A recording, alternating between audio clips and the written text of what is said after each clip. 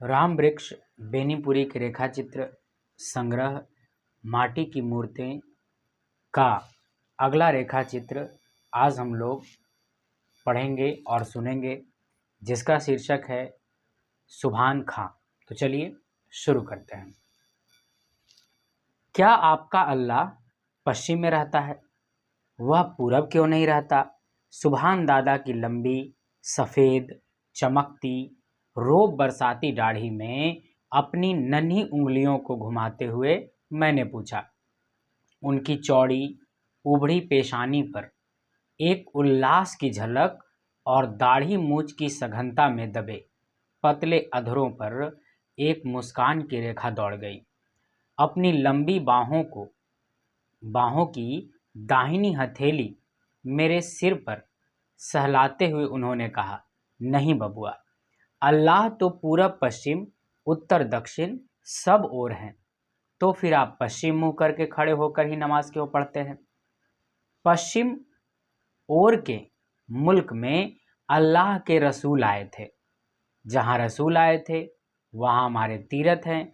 उन्हीं तीर्थों की ओर मुंह करके अल्लाह को याद करते हैं। वे तीर्थ यहाँ से कितनी दूर होंगे? बहुत दूर। जहाँ सूरज देवता डूबते हैं? नहीं, उससे कुछ इधर ही।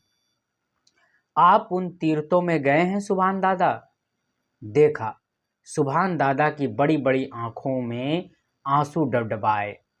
उनका चेहरा लाल हो उठा। भाव विभोर हो गदगद कंठ से बोले, वहाँ जाने में बहुत खर्च पड़ते हैं बबुआ। मैं गरीब आदमी ठहरा ना।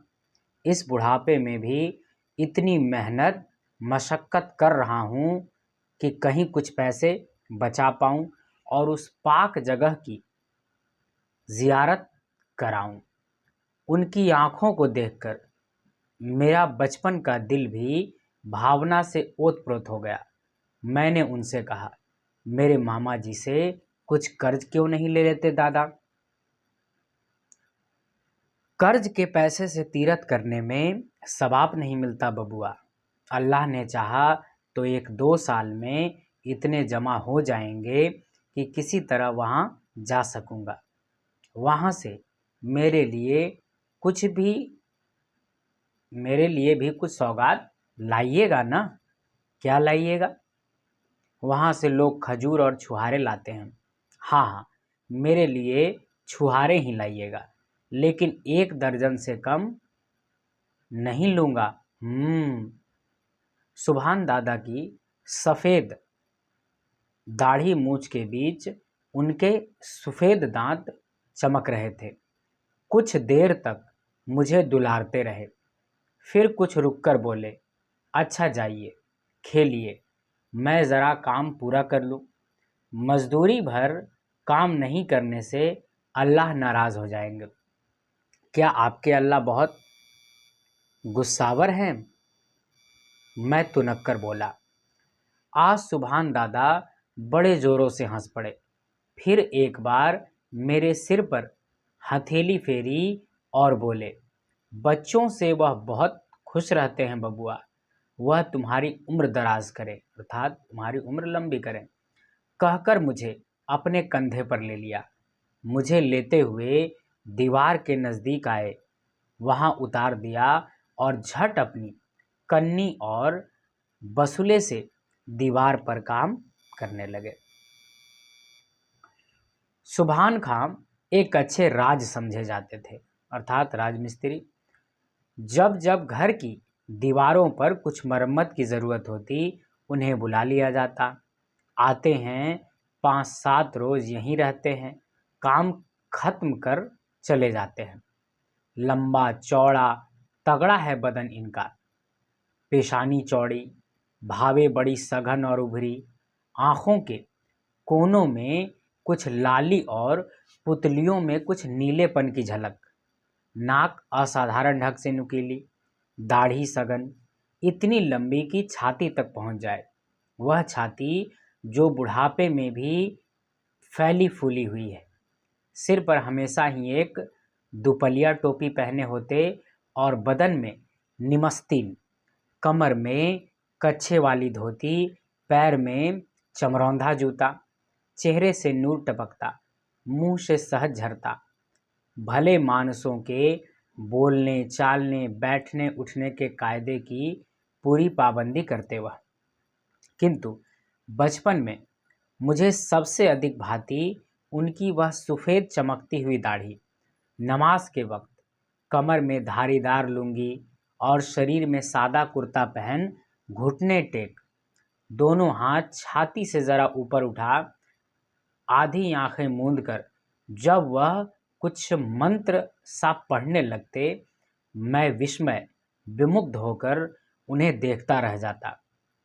मुझे ऐसा मालूम होता सचमुच उनके अल्लाह वहाँ आ गए हैं। दादा की झपकती आंखें उन्हें देख रही हैं और वे होठों होठों की बातें उन्हीं से हो रही है। एक दिन बचपन के आवेश में मैंने उनसे पूछ भी लिया, सुभान दादा, आपने कभी अल्लाह को देखा है? ये क्या कहते हो बबुआ, इंसान इन आँखों से अल्लाह को देख नहीं सकता। मुझे धोखा मत दीजिए दादा, मैं सब देखता हूँ। आप रोज़ आधी आँखों से उन्हें देखते हैं, उनसे बुदबुदा कर बातें करते हैं। हाँ हाँ, मुझे चकमा दे रहे हैं आप। मैं उनसे बातें करूँगा, मेरी ऐसी तकदीर कहाँ। सिर्फ रसूल की उनसे बातें होती थी बबुआ, ये बातें कुरान में लिखी हैं। अच्छा दादा, क्या आपके रसूल को भी दाढ़ी थी? हाँ हाँ थी, बड़ी खूबसूरत, लंबी, सुनहली। अब भी उनकी दाढ़ी के कुछ बाल मक्का में रखे हैं। हम अपने तीरथ में उन बालों के भी दर्शन करते हैं। बड़ा होने पर जब दाढ़ी होगी, मैं भी दाढ़ी रखूँगा दादा, खूब लंबी दाढ़ी। सुभान दादा ने मुझे उठाकर गोद में ले लिया, फिर कंधे पर चढ़कर इधर उधर घुमाया, तरह तरह की बातें सुनाई, कहानियाँ कहीं। मेरा मन बहलाकर वह फिर अपने काम में लग गए। मुझे मालूम होता था काम और अल्लाह, ये ही दो चीज़ें संसार में उनके लिए सबसे प्यारी हैं। काम करते हुए अल्लाह को नहीं भूलते थे और अल्लाह से फुर्सत पाकर फिर झट काम में जुट जाना पवित्र कर्तव्य समझते थे। और काम और अल्लाह का यह सामंजस्य उनके दिल में प्रेम की वह मंदाकिनी बहाता रहता था, जिसमें मेरे जैसे बच्चे भी बड़े मज़े में डुबकियाँ लगा सकते थे, चुभकियाँ ले सकते थे। नानी ने कहा, सवेरे नहा खा लो, आज तुम्हें हुसैन साहब के पैक में जाना होगा, सुभान खां आते ही होंगे। जिन कितने देवताओं की मनौती के बाद माँ ने मुझे प्राप्त किया था, उनमें एक हुसैन साहब भी थे। 9 साल की उम्र तक, जब तक जनेऊ नहीं हो गई थी, मुहर्रम के दिन मुसलमान बच्चों की तरह मुझे भी ताजिए के चारों ओर रंगीन छड़ी लेकर कूदना पड़ा है और गले में गंडे पहनने पड़े हैं। मुहर्रम उन दिनों मेरे लिए कितनी खुशी का दिन था। नए कपड़े पहनता, उछलता कूदता, नए नए चेहरे और तरह तरह के खेल देखता। धूम धक्कड़ में किसी तरह 4 पहर गुजर जाते। इस मुहर्रम के पीछे जो रोमांचकारी हृदय को पिघलाने वाली, करुण रस से भरी, दर्द अंगेज घटना छिपी है, उन दिनों उसकी खबर भी नहीं थी। खैर, मैं नहा धोकर, पहन ओढ़कर इंतज़ार ही कर रहा था कि सुभान दादा पहुंच गए। मुझे कंधे पर ले लिया और अपने गांव में ले गए। उनका घर क्या था, बच्चों का अखाड़ा बना हुआ था। पोते पोतियों, नाते नातिनों की भरमार थी उनके घर में। मेरी ही उम्र के बहुत बच्चे रंगीन कपड़ों से सजे धजे, सब मानो मेरे ही इंतज़ार में। जब पहुंचा, सुभान दादा की बूढ़ी बीवी ने मेरे गले में एक बद्धी डाल दी। कमर में घंटी बांध दी, हाथ में 2 लाल चूड़ियाँ दे दी और उन बच्चों के साथ मुझे लिए दिए करबला की ओर चली। दिन भर उछला कूदा, तमाशे देखे, मिठाइयाँ उड़ाई और शाम को फिर सुभान दादा के कंधे पर घर पहुंच गया। ईद बकरीद को न सुभान दादा हमें भूल सकते थे, न होली दिवाली को हम उन्हें। होली के दिन नानी अपने हाथों में पुए, खीर और गोश्त परोसकर सुभान दादा को खिलाती और तब मैं ही अपने हाथों से अबीर लेकर उनकी दाढ़ी में मलता। एक बार जब उनकी दाढ़ी रंगीन बन गई थी, मुझे पुरानी बात याद आ गई। मैंने कहा, सुभान दादा, रसूल की दाढ़ी भी तो ऐसी ही रंगीन रही होगी। उस पर अल्लाह ने ही रंग दे रखा था बबुआ। अल्लाह की उन पर खास मेहरबानी थी। उनके जैसा नसीबा हम मामूली इंसानों को कहाँ। ऐसा कहकर झट आंखें मूंदकर कुछ बुदबुदाने लगे, जैसे वह ध्यान में उन्हें देख रहे हों। मैं भी कुछ बड़ा हुआ। उधर दादा भी आखिर हज कर ही आए। अब मैं बड़ा हो गया था, लेकिन उन्हें छुहारे की बात भूली नहीं थी। जब मैं छुट्टी में शहर के स्कूल से लौटा, दादा यह अनुपम सौगात लेकर पहुँचे। इधर उनके घर की हालत भी अच्छी हो चली थी। दादा के पुण्य और लायक बेटों की मेहनत ने काफ़ी पैसे इकट्ठे कर लिए थे, लेकिन उनमें वही विनम्रता और सज्जनता थी और पहले की तरह शिष्टाचार निभाया। फिर छुहारे निकाल मेरे हाथ पर रख दिए। बबुआ, यह आपके लिए खास अरब से लाया हूँ। याद है ना, आपने इसकी फरमाइश की थी। उनके नथने आनंदातिरेक से हिल रहे थे। छुहारे लिए, सिर चढ़ाया, ख्वाहिश हुई आज फिर मैं बच्चा हो पाता और उनके कंधे से लिपटकर उनकी सफ़ेद दाढ़ी में, जो अब सचमुच नूरानी हो चली थी, उंगलियां घुसाकर उन्हें दादा दादा कहकर पुकार उठता। लेकिन न मैं अब बच्चा हो सकता था, न ज़बान में वह मासूमियत और पवित्रता रह गई थी। अंग्रेजी स्कूल के वातावरण ने अजीब अस्वाभाविकता हर बात में ला दी थी। पर हाँ, शायद एक ही चीज़ अब भी पवित्र रह गई थी। आँखों ने आंसू की छलकन से अपने को पवित्र कर चुपचाप ही उनके चरणों में श्रद्धांजलि चढ़ा दी। हज से लौटने के बाद सुभान दादा का ज़्यादा वक्त नमाज बंदगी में ही बीतता। दिन भर उनके हाथों में तस्बीह के दाने घूमते और उनकी ज़बान अल्लाह की रट लगाए रहती। अपने ज़बार भर में उनकी बुजुर्गी की धाक थी। बड़े बड़े झगड़ों की पंचायतों में दूर दूर के हिंदू मुसलमान उन्हें पंच मुकर्रर करते। उनकी ईमानदारी और दयानदारी की कुछ ऐसी ही धूम थी। सुभान दादा का एक अरमान था, मस्जिद बनाने का। मेरे मामा का मंदिर उन्होंने ही बनाया था। उन दिनों वह साधारण राज थे, लेकिन तो भी कहा करते, अल्लाह ने चाहा तो मैं एक मस्जिद ज़रूर बनवाऊंगा। अल्लाह ने चाहा और वैसा दिन आया। उनकी मस्जिद भी तैयार हुई। गांव के ही लायक एक छोटी सी मस्जिद, लेकिन बड़ी ही खूबसूरत। दादा ने अपनी ज़िंदगी भर की अर्जित कला इसमें खर्च कर दी थी। हाथ में इतनी ताकत नहीं रह गई थी कि अब खुद कन्नी या बसुली पकड़े, लेकिन दिन भर बैठे बैठे एक एक ईंट की जुड़ाई पर ध्यान रखते और उसके भीतर भीतर जो बेल बूटे काढ़े गए थे, उसके सारे नक्शे उन्होंने ही खींचे थे और उनमें से एक का काढ़ा जाना उनकी ही बारीक निगरानी में हुआ था। मेरे मामा जी के बगीचे में शीशम, सखुए, कटहल आदि इमारतों में काम आने वाले पेड़ों की भरमार थी। मस्जिद की सारी लकड़ी हमारे ही बगीचे से गई थी। जिस दिन मस्जिद तैयार हुई थी, सुभान दादा ने जवार भर के प्रतिष्ठित लोगों को न्योता दिया था। जुम्मा का दिन था। जितने मुसलमान थे सब ने उसमें नमाज पढ़ी थी।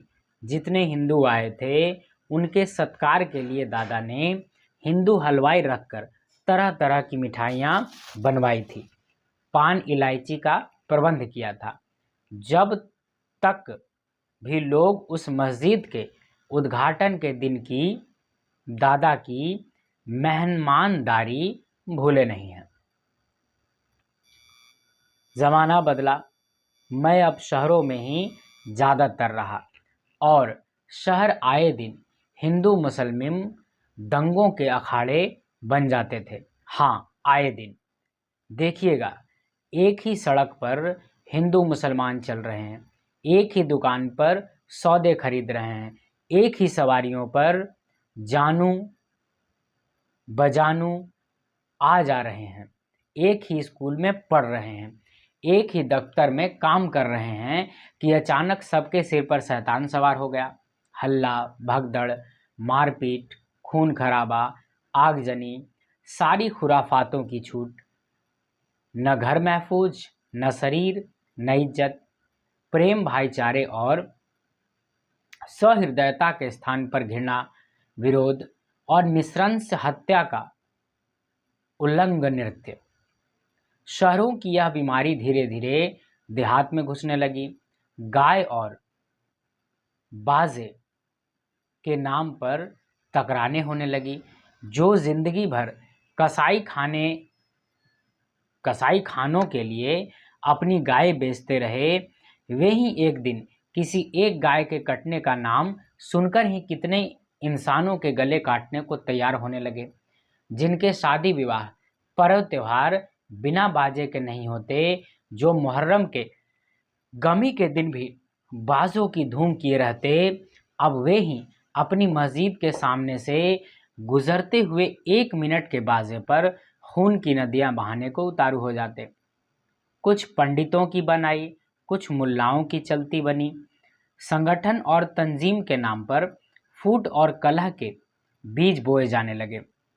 लाठियां उछली, छुरे निकले, खोपड़ियां फूटी, अतड़ियां बाहर आई। कितने नौजवान मरे, कितने घर फूके, बाकी बच गए खेत खलिहान। सो अंग्रेजी अदालत के खर्चे में पीछे कुर्क हुए। खबर फैली, इस साल सुभान दादा के गांव के मुसलमान भी कुर्बानी करेंगे। जवार में मुसलमान कम थे, लेकिन उनके जोश का क्या कहना। इधर हिंदुओं की जितनी गाय पर ममता न थी, उससे ज़्यादा अपनी तादाद पर घमंड था। तनातनी का बाजार गर्म। खबर यह भी फैली कि सुभान खां की मस्जिद में ही कुर्बानी होगी। सुभान खां की मस्जिद में कुर्बानी होगी? नहीं, ऐसा नहीं हो सकता। अगर हुई तो क्या होगा? हमारी नाक कट जाएगी। लोग क्या कहेंगे? इतने हिंदू के रहते गौ माता के गले पर छुरी चली। छुरी से गौ माता को बचाना है तो गौरा गौरी के कसाई खाने पर हम धावा करें, और अगर सचमुच जोश है तो चलिए मुजफ्फरपुर अंग्रेजी फौज की छावनी पर ही धावा बोले। कसाई खाने में तो बूढ़ी गाय कटती हैं, छावनी में तो मोटी ताजी बछियां ही काटी जाती हैं। लेकिन वे तो हमारी आंखों से दूर हैं, देखते हुए मक्खी कैसे निगली जाएगी? माफ़ कीजिए, दूर नज़दीक की बात नहीं, बात है हिम्मत की, ताकत की। छावनी में आप नहीं जाते हैं इसलिए कि वहाँ सीधे तोप के मुंह में पड़ना होगा। यहाँ मुसलमान एक मुट्ठी हैं, इसलिए आप टूटने को उतावले हैं। आप सुभान खां का पक्ष ले रहे हैं, दोस्ती निभाते हैं। धर्म से बढ़कर दोस्ती नहीं। कुछ नौजवानों को मेरे मामा जी की बातें ऐसी बुरी लगी कि सख्त सुस्त कहते वहाँ से उठकर चल दिए। लेकिन कितना भी गुस्सा किया जाए, चीखा चिल्लाया जाए, यह साफ बात है कि मामा की बिना रजामंदी के किसी बड़ी घटना के लिए किसी की पैर उठाने की हिम्मत नहीं हो सकती थी। उधर सुभान दादा के दरवाजे पर भी मुसलमानों की भीड़ है। न जाने दादा में कहाँ का जोश आ गया। वह कड़क कर कह रहे हैं, गाय को कुर्बानी नहीं होगी। ये फालतू बातें सुनने को मैं तैयार नहीं हूँ। तुम लोग हमारी आंखों के सामने से हट जाओ। क्यों नहीं होगी? क्या हम अपना मजहब डर के मारे छोड़ देंगे? मैं कहता हूँ, यह मजहब नहीं, मैं हज होकर आया हूँ। कुरान मैंने पढ़ी है, गाय की कुर्बानी लाजमी नहीं है। अरब में लोग दुम्मे और ऊँट की कुर्बानी आमूमन करते हैं, लेकिन हम गाय की ही कुर्बानी करें तो ये रोकने वाले कौन होते हैं? हमारे मजहब में वे दखल अंदाजी क्यों करेंगे? उनकी बात उनसे पूछो। मैं मुसलमान हूँ, कभी अल्लाह को नहीं भूला हूँ। मैं मुसलमान की हैसियत से कहता हूँ, मैं गाय की कुर्बानी न होने दूंगा, न होने दूंगा। दादा की समूची दाढ़ी हिल रही थी, गुस्से से चेहरा लाल था, होठ फड़क रहे थे, शरीर तक हिल रहा था। उनकी यह हालत देख सभी चुप रहे, लेकिन एक नौजवान बोल उठा, आप बूढ़े हैं, आप अब अलग बैठिए, हम काफिरों से समझ लेंगे। दादा चीख उठे, कल्लू के बेटे, जवान संभाल कर बोल, तू किन्हें काफिर कह रहा है? और मेरे बुढ़ापे पर मत जा, मैं मस्जिद में चल रहा हूँ। पहले मेरी कुर्बानी हो लेगी, तब गाय की कुर्बानी हो सकेगी। सुभान दादा वहाँ से उसी तनातनी की हालत में मस्जिद में आए, नमाज पढ़ी, फिर तस्बीह लेकर मस्जिद के दरवाजे की चौखट पर, मेरी लाश पर होकर ही कोई भीतर घुस सकता है, कहकर बैठ गए। उनकी आंखें मुंदी हैं, किंतु आंसुओं की झड़ी उनके गाल से होती, उनकी दाढ़ी को भिगोती अजस्त्र रूप में गिरती जा रही है। हाथ में तस्बीह के दाने हिल रहे हैं और होठों पर जरा जरा जुम्बिश है, नहीं तो उनका समूचा शरीर संगमरमर की मूर्ति सा लग रहा है, निश्चल निस्पंद। धीरे धीरे मस्जिद के नज़दीक लोग इकट्ठे होने लगे, पहले मुसलमान, फिर हिंदू भी। अब गाय की कुर्बानी का सवाल दादा की आंसुओं की धारा में बहकर न जाने कहाँ चला गया था। वह साक्षात देवदूत से दिख पड़ते थे, देवदूत जिसके रोम रोम से प्रेम और भाईचारे का संदेश निकलकर वायुमंडल को व्याप्त कर रहा था।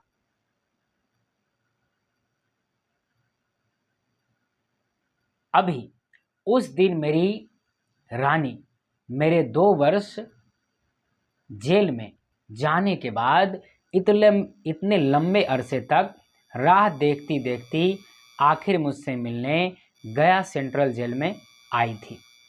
इतने दिनों की बिछुड़न के बाद मिलने पर जो सबसे पहली चीज़ उसने मेरे हाथों पर रखी, वे थे रेशम और कुछ सूत के अजीबो गरीब ढंग से लिपटाए डोरे, बद्धियां गंडे आदि। यह सूरत देवता के हैं, यह अनंत देवता के, यह ग्राम देवता के।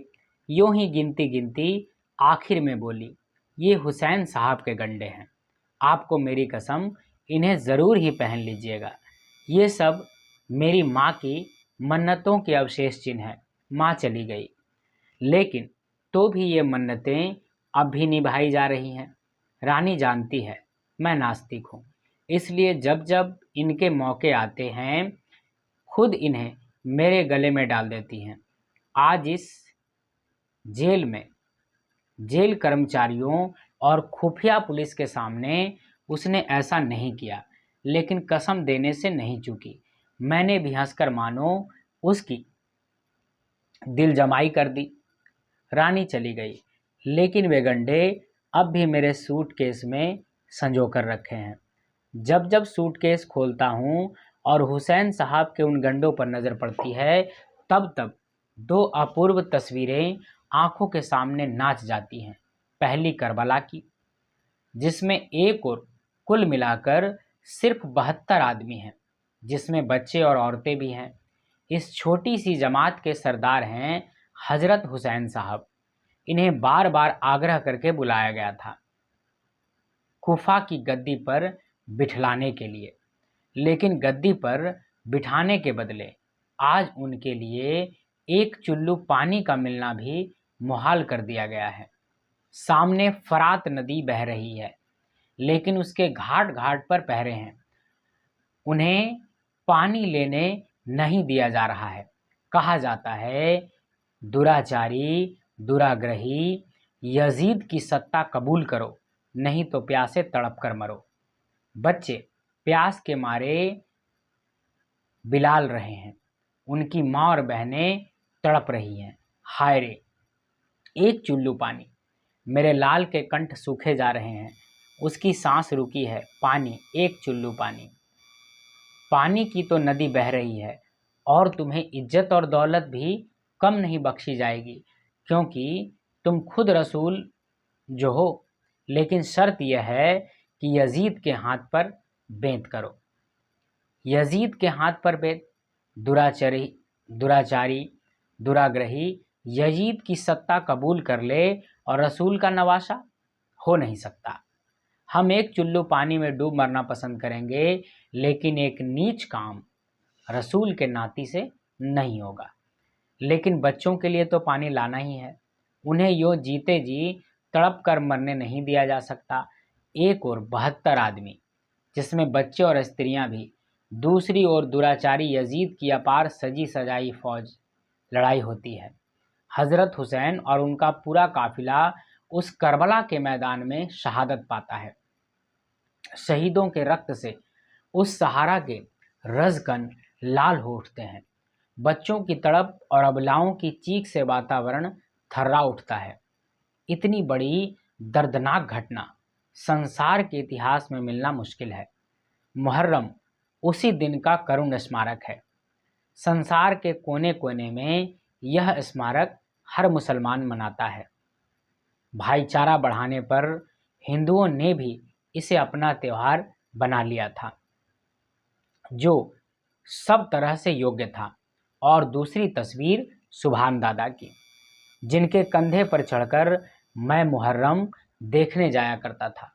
वह चौड़ी पेशानी, वह सफ़ेद दाढ़ी, वे ममता भरी आँखें, वे शहद टपकाने वाले ओंठ, उनका वह नूरानी चेहरा, जिनकी जवानी अल्लाह और काम के बीच बराबर हिस्सों में बटी थी, जिनके दिमाग में आला ख्याल थे और हृदय में प्रेम की धारा लहराती थी। वह प्रेम की धारा जो अपने पराये सबको समान रूप से शीतल करती और सींचती है। मेरा सिर सिजदे में झुका है करबला के शहीद के सामने। मैं सप्रेम नमस्कार करता हूँ अपने प्यारे सुभान दादा को। तो इस तरह से ये रेखा चित्र भी समाप्त होता है। मिलते हैं अगले वीडियो में, जिसमें हम लोग चर्चा करेंगे बुधिया रेखा चित्र की। तब तक के लिए सभी को जय हिंद।